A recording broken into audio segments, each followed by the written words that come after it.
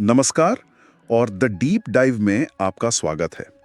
कभी-कभी कुछ सवाल दिमाग में अटक जाते हैं, जैसे क्या हम अपनी सबसे कीमती चीज़ को सबसे हल्के में लेते हैं? और मैं यहाँ पैसे या किसी और चीज़ की बात नहीं कर रहा, मैं बात कर रहा हूँ समय की। समय ये एक ऐसी चीज है जो सबको बराबर मिलती है, पर उसका इस्तेमाल सब बिल्कुल अलग-अलग तरीके से करते हैं। बिल्कुल। और आज की हमारी चर्चा इसी बड़ी पहेली पर है। और इसके लिए हमारे पास कोई भारी भरकम रिसर्च पेपर नहीं है, बल्कि YouTube channel wisdom of hope की एक बहुत ही कमाल की कहानी है। हाँ, एक पिता और उसके आलसी बेटे की कहानी। कहानी सुनने में तो बहुत सीधी सादी लगती है, लेकिन जिस तरह से एक पिता एक मामूली सी घड़ी का इस्तेमाल करके अपने बेटे को जिंदगी का सबसे बड़ा सबक सिखाता है, वो वाकई सोचने पर मजबूर कर देता है। तो आज हम सिर्फ कहानी नहीं सुनाने वाले। नहीं, बिल्कुल नहीं। हम तो इसके पीछे छिपे मतलब को, उसकी परतों को खोलने की कोशिश करेंगे। हमारा मकसद यही समझना है कि कैसे एक चीज, जैसे मान लीजिए घड़ी, उसकी कीमत हर किसी के लिए अलग हो सकती है। हाँ। लेकिन समय की कीमत सबके लिए एक जैसी और अनमोल है। और ये कहानी ये बात बड़े ही अनोखे ढंग से समझाती है। तो चलिए शुरू करते हैं। हाँ। कहानी एक गांव की है। एक पिता है जो अपने जवान बेटे से कह सकते हैं कि बहुत परेशान है। अच्छा। बेटा दिन भर कोई काम नहीं करता, बस दोस्तों के साथ इधर उधर घूमता रहता है। आज के जमाने की बहुत आम समस्या है ये तो। हाँ, और पिता उसे समझाना चाहता है, लेकिन वो उसे कोई लेक्चर नहीं देना चाहता, वो कुछ अलग करना चाहता था। और यहीं से उसका ये अनोखा तरीका शुरू होता है ना। हाँ। वो जानता था कि डांटने या फटकारने से कुछ नहीं होगा। बिल्कुल। सबक ऐसा होना चाहिए जो लड़का खुद सीखे अपने तजुर्बे से। एकदम सही। तो एक दिन वो अपने बेटे को बुलाता है और कहता है, बेटा अलमारी से वो पुरानी घड़ी निकाल कर लाऊं। लड़का घड़ी ले आता है। पिता कहता है, इसे लेकर बाजार जाओ और लोगों से पूछो कि वो इसके कितने पैसे देंगे। बड़ा सीधा सा काम लगता है ना। जाओ और बस कीमत पता करके आ जाओ। हाँ, लड़के को भी यही लगा। वो घड़ी लेकर बाजार चला गया। उसने सब्जी वाले से पूछा, कपड़े वाले से पूछा, मिठाई वाले से भी पूछा। और जवाब बड़े मजेदार मिले। किसी ने कहा मैं इसके 500 रुपए दूंगा, किसी दूसरे ने कहा नहीं ये तो 800 की लगती है। अच्छा। एक सुनार था, उसने तो 1000 रुपए तक कह दिए। और मुझे ये बात बहुत दिलचस्प लगी कि किसी ने ये नहीं पूछा कि घड़ी कितनी पुरानी है या किस कंपनी की है। सबने बस अपनी अपनी नजर से एक कीमत लगा दी। हाँ, बस अपनी नजर से। हाँ, और यहीं तो पिता का पहला सबक छिपा है। वो लड़के को बिना बताए ये सिखा रहा था कि दुनिया में चीजों की कोई एक तय कीमत नहीं होती। मूल्य या वैल्यू कोई पत्थर की लकीर नहीं है। ये तो पूरी तरह से देखने वाले की जरूरत और उसकी समझ पर निर्भर करता है। सही बात है। एक ही चीज किसी के लिए बेकार हो सकती है और किसी दूसरे के लिए बेशकीमती। बिल्कुल। तो लड़के ने ये तो सीख लिया कि एक ही चीज की कीमत लोगों की नजर में अलग अलग होती है। वो घर आकर पिता को सब बताता है। और पिता बस मुस्कुरा देता है। लेकिन उसका असली मकसद तो इससे कहीं ज्यादा गहरा था। और उनका अगला कदम तो बच्चे को पूरी तरह से उलझा देने वाला था। अब वो चुनौती का स्तर बढ़ाने वाला था। हाँ, पहले सबक से दूसरे और ज्यादा गहरे सबक की तरफ। दिलचस्प है। अगले दिन पिता उसे फिर से वही घड़ी देता है और कहता है आज फिर बाजार जाओ। फिर से? हाँ, लेकिन इस बार उसने जो कहा वो सुनकर लड़का हैरान रह गया। पिता ने कहा आज घड़ी की कीमत मत पूछना। अच्छा, तो फिर क्या पूछना था? पिता ने कहा आज लोगों से पूछना कि इस घड़ी के अंदर जो समय है उसकी कीमत क्या है। अरे, घड़ी के अंदर के समय की कीमत, ये कैसा सवाल हुआ? है ना अजीब, ये तो बेवकूफी लगेगी। बिल्कुल। पिता जानबूझकर उसे एक ऐसी स्थिति में डाल रहा था जहां उसे मजाक का पात्र बनना पड़े। और हुआ भी वही। मैं तो सोच सकता हूँ कि उस लड़के के लिए कितना शर्मिंदगी भरा रहा होगा। वो बाजार गया और डरते डरते लोगों से पूछने लगा, भाई साहब इस घड़ी के अंदर जो समय है उसकी क्या कीमत देंगे? और लोगों का क्या रिएक्शन था? बस फिर क्या था, कुछ लोग जोर जोर से हंसने लगे, कुछ ने उसे पागल समझकर भगा दिया, कोई बोला दिमाग खराब हो गया है क्या तेरा, समय को कोई कैसे खरीद सकता है। ये अनुभव लड़के के लिए भले ही शर्मनाक था, लेकिन मुझे लगता है पिता के प्लान का ये एक बहुत जरूरी हिस्सा था। वो कैसे? इस तजुर्बे ने लड़के को चीजों की कीमत की दुनिया से निकालकर विचारों की कीमत की दुनिया में लाकर खड़ा कर दिया था। पिता उसे कैसे सवाल से टकरा रहा था जिसका जवाब बाजार में मिल ही नहीं सकता था। हाँ, ये बात तो है।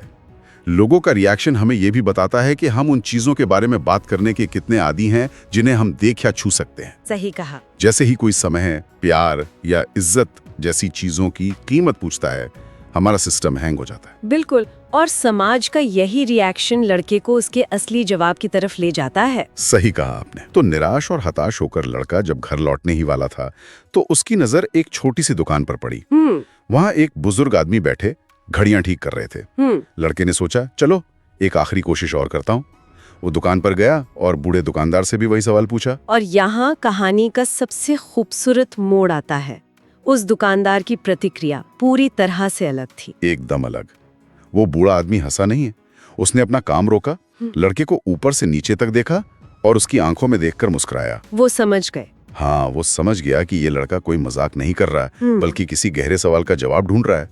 वो सवाल के पीछे की नीयत को समझ गया। और फिर उसने जो कहा वो इस पूरी कहानी का दिल है, उसका सार है। बिल्कुल। उसने एक एक करके 3 ऐसी बातें कही जो जिंदगी का फलसफा है। उसकी पहली बात थी, बेटा तुम समय पर कोई कीमत लगा ही नहीं सकते। तुम दुनिया की सारी दौलत भी दे दो तो भी अपने जीवन का 1 सेकंड वापस नहीं खरीद सकते। ये लाइन तो मतलब सीधे जाकर लगती है। एक झटके में उसने समय को दुनिया की हर चीज से ऊपर रख दिया। सही बात है। हम पैसे से बड़ी गाड़ी खरीद सकते हैं, बड़ा घर खरीद सकते हैं, लेकिन बीता हुआ कल का एक पल भी नहीं खरीद सकते। बिल्कुल। फिर वो दूसरी बात कहता है जो मुझे बहुत पसंद है। वो कहता है, समय के बारे में एक अच्छी बात है और एक बुरी बात। अच्छा, क्या? बुरी बात यह है कि ये उड़ जाता है, गुजर जाता है। और अच्छी बात यह है कि इसके पायलट तुम खुद हो। तुम तय करते हो कि इसे कहाँ उड़ाना है। मतलब समय का गुजरना हमारे हाथ में नहीं है, लेकिन उसका इस्तेमाल पूरी तरह से हमारे हाथ में है। ये जिम्मेदारी का एक बहुत शक्तिशाली संदेश है। हम शिकायत नहीं कर सकते कि समय भाग रहा है, हमें ये देखना है कि हम उसे भगा कहाँ रहे हैं। सही पकड़ा। और फिर आती है उसकी तीसरी और सबसे दमदार बात। वो कहता है, इस दुनिया में चाहे कोई अमीर हो या गरीब, हर किसी को दिन में 24 घंटे ही मिलते हैं। फर्क बस इस बात से पड़ता है कि वो उन 24 घंटों का इस्तेमाल कैसे करते हैं। हाँ, लेकिन एक मिनट, क्या ये कहना थोड़ा ज्यादा आसान नहीं है? मतलब एक अमीर और एक गरीब व्यक्ति के 24 घंटे कागज पे भले ही बराबर हों, लेकिन असल में उनके सामने आने वाले मौके और मुश्किलें तो बहुत अलग होती हैं। क्या ये कहानी इस पहलू को नजरअंदाज कर रही है? ये बहुत अच्छा सवाल है और आप सही हैं। असल जिंदगी में हालात बहुत अलग होते हैं। कहानी चीजों को सरल बनाती है ताकि संदेश साफ हो सके। अच्छा। लेकिन इसका सार अफसर की बराबरी पर नहीं, बल्कि चुनाव की आजादी पर है। कहानी ये नहीं कह रही कि सबके लिए रास्ते एक जैसे हैं। वो ये कह रही है कि समय वो इकलौती दौलत है जो सबको बराबर मिलती है। मतलब आपके हालात चाहे जैसे भी हों, उन 24 घंटों में आप क्या करने का चुनाव करते हैं, वही आपकी कहानी लिखेगा। मतलब फोकस इस बात पर है कि हम अपने मिले हुए समय में क्या कर रहे हैं, न कि इस बात पर कि दूसरों के पास क्या मौके हैं। बिल्कुल। और अगर हम इसे आज के दौर से जोड़ के देखें तो ये बात और भी गहरी हो जाती है। कैसे?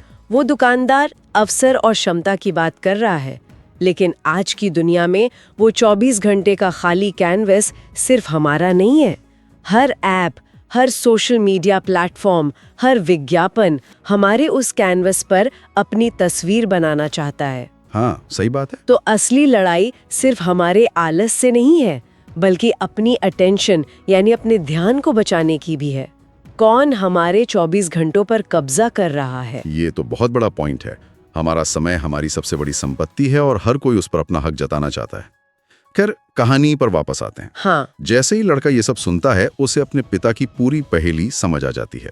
वो उसके लिए एक यूरेका मोमेंट जैसा था। वो सारे टुकड़े जुड़ गए होंगे, घड़ी की बदलती कीमत, लोगों का मजाक और फिर इस बूढ़े आदमी की समझदारी। अनुभव पूरा हो गया था। हाँ, उसकी आंखों में एक नई चमक थी। वो दुकानदार को धन्यवाद कहता है और दौड़कर घर जाता है। वो अपने पिता को बाजार में हुई हर बात बताता है और पिता का रिएक्शन, वो कुछ नहीं कहता, वो बस गर्व से मुस्कुराता है और बेटे के कंधे पर हाथ रख देता है। उसका काम हो गया था। यहाँ पिता की जो सिखाने की तकनीक है उसकी तारीफ करनी ही पड़ेगी। उसने बेटे को लेक्चर नहीं दिया, उसे जानकारी नहीं दी। उसने एक ऐसा माहौल बनाया कि बेटा ज्ञान खुद खोजे। इसे एक्सपीरियंशियल लर्निंग कहते हैं, मतलब तजुर्बे से सीखना। सबक को सुना नहीं गया, उसे जिया गया, महसूस किया गया। वो शर्मिंदगी, वो उलझन और आखिर में मिली वो समझ, इसने उस सबक को लड़के के दिमाग में हमेशा के लिए छाप दिया। ये बात तो है, जो सबक हम खुद सीखते हैं वो कभी नहीं भूलते।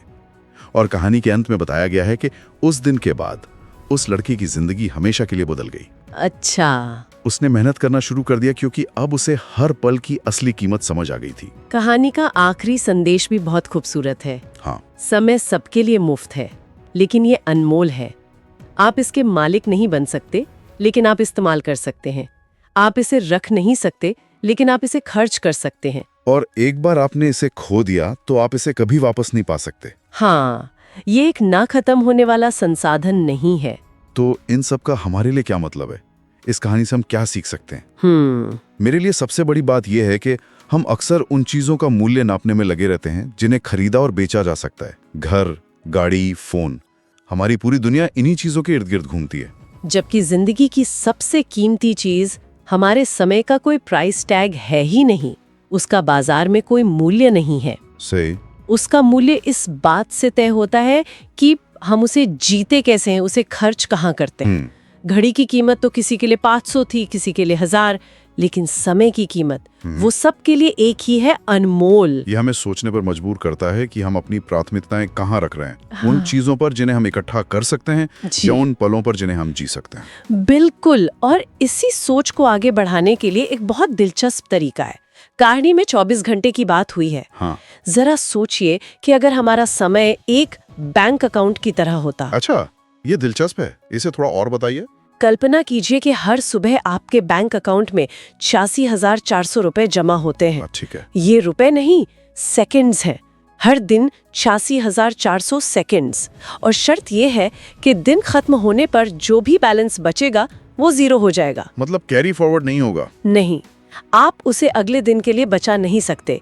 हर सुबह फिर से एक नया अकाउंट, नए 86,400 सेकंड्स के साथ। अगर ऐसा होता तो हम तो एक एक पैसा, मतलब एक एक सेकंड बहुत सोच समझकर खर्च करते। हम एक भी सेकंड बर्बाद नहीं होने देते। ठीक यही तो बात है। सच तो ये है कि हमारे पास हर दिन ऐसा ही एक अकाउंट होता है, बस हम उसे इस तरह से देखते नहीं हैं। ये सुनकर मुझे याद आता है कि कैसे मैं कल रात लगभग 1 घंटा सिर्फ फोन पे बेवजह की रील्स देखने में गंवा बैठी। वो मेरे 3600 सेकंड्स तो चले गए और उनके बदले में मुझे कुछ भी नहीं मिला। ये सोचने में भी अजीब लगता है। ये बहुत रिलेटेबल है, हम सब ऐसा करते हैं। वो सेकंड्स हमेशा के लिए चले गए। हाँ। तो आज की चर्चा को खत्म करते हुए हम अपने श्रोताओं के लिए एक सवाल छोड़ सकते हैं। जरूर। अगर समय एक बैंक अकाउंट है जिसमें हर सुबह 86,400 सेकंड जमा होते हैं, तो आज के दिन के सेकंड्स के साथ क्या किया गया? और इससे भी ज्यादा जरूरी सवाल, कल जो नया क्रेडिट मिलेगा उसे कहाँ निवेश करने की योजना है?